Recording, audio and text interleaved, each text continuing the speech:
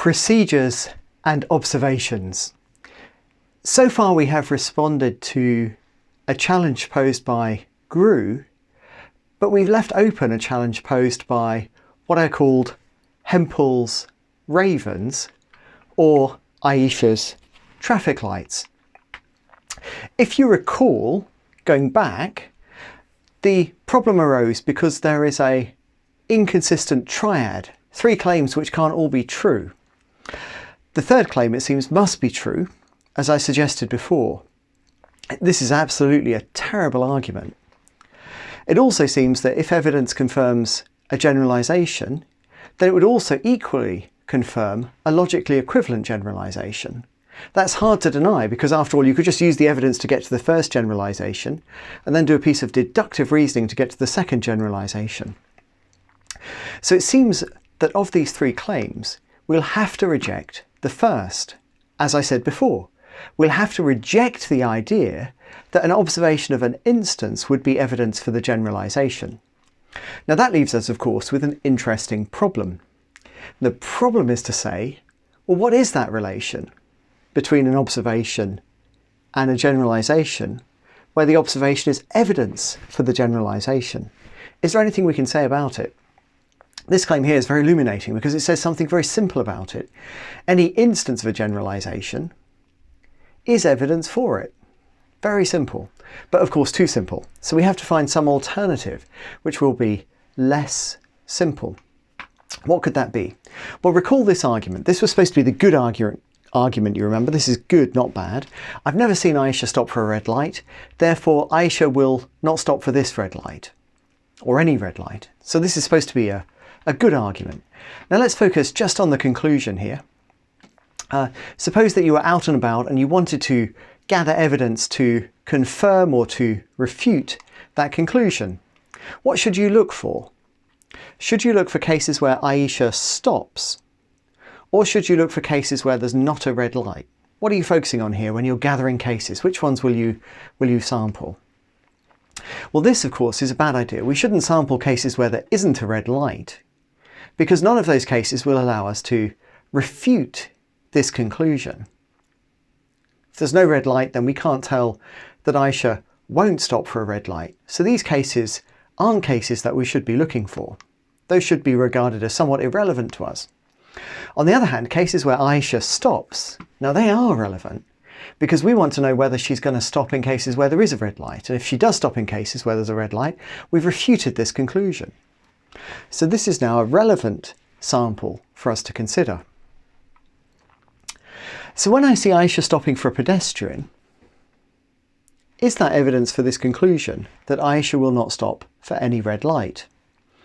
Well, it is if I'm looking for cases where Aisha stops.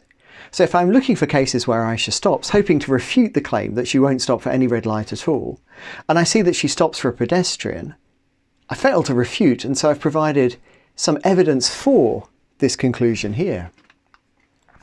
But if I'm looking for non-red lights, then of course this wouldn't be evidence for that conclusion. So I haven't got evidence after all. Very simple moral. The moral of this story is this: whether an observation is evidence for a conclusion can depend on the procedure that you followed in making the observation. Now this is a bit counterintuitive if you've been following along, you've been thinking about Hempel and other things. You're really looking for some way to capture that relation between an observation and a conclusion where the observation is evidence for the conclusion. And it's natural to think it must be some property of the observation and the conclusion, some match between the two. But what we've just seen is that actually it depends in part on something that you might think of as extrinsic to the observation and the conclusion itself. The question is, well, what were you doing when you made that observation? What were you looking for? And the answer to that question, what were you looking for, influences whether or not your observation is or is not evidence for your conclusion. Surprising, interesting result. It's such a surprising and interesting result that I want to, following Peter Godfrey Smith in his book from 2003, give you a second illustration of this point. So here's a very famous experiment by Wason and Johnson Laird about reasoning. And they ask their subjects to confirm or refute the hypothesis. If a card has a vowel on one side, then it has an even number on the other side. What they were interested in, this is called the weighs and selection task. They were interested in which cards their subjects would choose to turn over. So for example, here's a card and it has an E on one side, which is a vowel. Would you like to turn this card over, or do you think you don't need to turn that over? Remember, your goal is to confirm or refute this hypothesis. If a card has a vowel on one side, then it has an even number on the other side. You would like to turn it over. Good. That's exactly right. You should turn that one over. What about this one? Do you want to turn this one over? It's got a 4 on one side. Do you want to see what's on the other side? Or this one. This one has a K on it. Would you like to turn that one over? Or this one. This one has a 7 on it. Would you like to turn this one over? Do you know what would be really good actually? So this is a interesting challenge. What I'd like you to do, if you don't mind, is just spend 90 seconds with your lecture buddy, or however long it takes. You can always speed this up, of course, and tell me which cards are you going to turn over? Which of these cards are you going to turn over? Well, you only want to turn over a card if it's actually relevant to confirming or refuting this hypothesis. Go.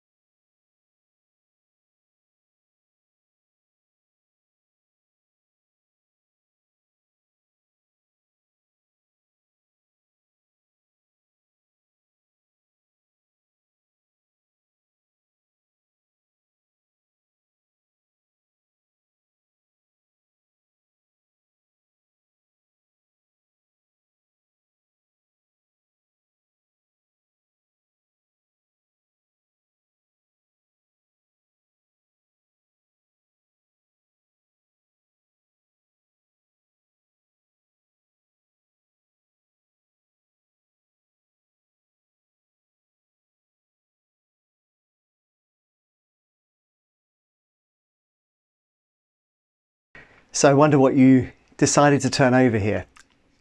What you should certainly do, I suggested this before, is turn over the first card, because if it turns out not to have an even number on the other side, for example, if it has a 7 on the other side, then you know this is false. The other card, and the only other card which is relevant to you, is this card with a 7 on it. Why is the 7 relevant? Because it might have a vowel on the other side, and if it does have a vowel on the other side, then we can reject this hypothesis here. But the card's 4, well, that's not going to help you, because whether or not it's got a vowel on the other side, it won't be a counterexample to this hypothesis. And likewise for the K, there's no vowel, so it's not going to provide us with any confirmation or refutation of this principle. So here's the interesting thing. First of all, if you're solely concerned with confirming or refuting this hypothesis, these are the two cards that you need to turn over. These are the two cards that you need to turn over. A lot of people get this wrong and they turn this one over to check that there's a vowel on the other side. But actually it doesn't matter whether there's a vowel on the other side. Here's the second interesting thing. It might well be that on the other side of this card is a 4 and on the other side of this card is an E. So these two cards here are one and the same card. Sorry, I'm not doing very good two carding at you. So these two cards here might actually be one and the same. They might both be E4. Similarly here, it could be that there's a K on the other side of this one and a 7 on the other side of this one. So these two might be the same card as well. Now what's interesting here is this. Although the cards might be the same, that doesn't mean that an observation of one is equivalent to an observation of the other. An observation of this card, turning it over, is informative, provides you evidence, whereas an observation of this card turning it over does not, even if they're exactly the same card. So in one sense, what you're observing is the same thing, a card with an E4. But if you start with the E and you go to the 4, you've got evidence. If you start with the 4 and go to the E, you haven't. Wow, okay. So it's kind of difficult to get that, but it's true. And what we've shown once again is that whether an observation is evidence for a hypothesis depends on the procedure that we have used in obtaining that observation. Let me take you then back to a different hypothesis. The hypothesis that Aisha will not stop for any red light. And we can use a different set of cards here, but they can be very similar. So just like the cards that we had before, except now what we've got are red lights or green lights on the cards going and stopping. Once again, it could be that this card, so each card here of course represents a situation, and you start off knowing that this is a situation in which the light is red, and this is a situation in which Aisha goes. So we want to turn over this card, see that the light is red. We want to check, of course, that Aisha is actually going. If she stops, then we've refuted the claim that she won't stop for any red light. We found a red light that she will stop for. Likewise with this card over here. So this is a situation where Aisha stopped. We'd better turn it over and check that it's not a red light situation, because if it's a red light situation, as opposed to a pedestrian or an ambulance or some other thing, then we could refute the claim that Aisha won't stop for any red light. Whereas the other cards are not relevant to our search, even though, of course, the observations we make may be the same. So this may be a red light go, and this may be a red light go. Same observations in one sense, but one of them, going from red to go, will be evidence, whereas the other, going from go to red, will not be evidence. So whether an observation is evidence for a hypothesis depends on the procedure that we use in obtaining it. And this is a striking finding for us because of course it links to our question about the relation between observations and conclusions, where the observations are evidence for the conclusion. Here's Godfrey Smith's own words. Now, he's not adding anything to what I've already told you because I've been following him quite closely. But I thought it might be helpful for us to look at his words so that you can relate what I hope you've understood from the illustrations to what he's written in his book. So he says, consider a particular observation of Aisha stopping for a pedestrian.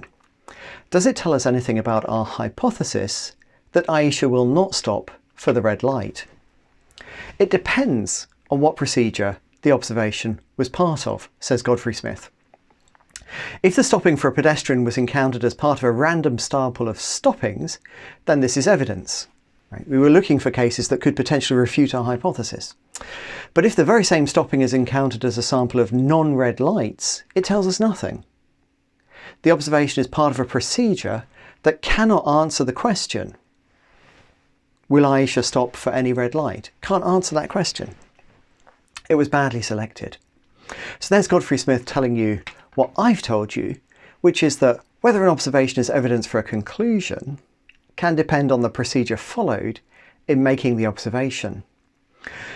This is an important result for us because it helps us to better understand the relation between an observation and a conclusion when the observation is evidence for the conclusion. What we know is that in some way or other the procedure used to obtain the observation is relevant. And that also confirms the conclusion that we can't give a purely formal account of the evidential relation. So we've both made progress and confirmed a result that we already demonstrated before. Not too bad.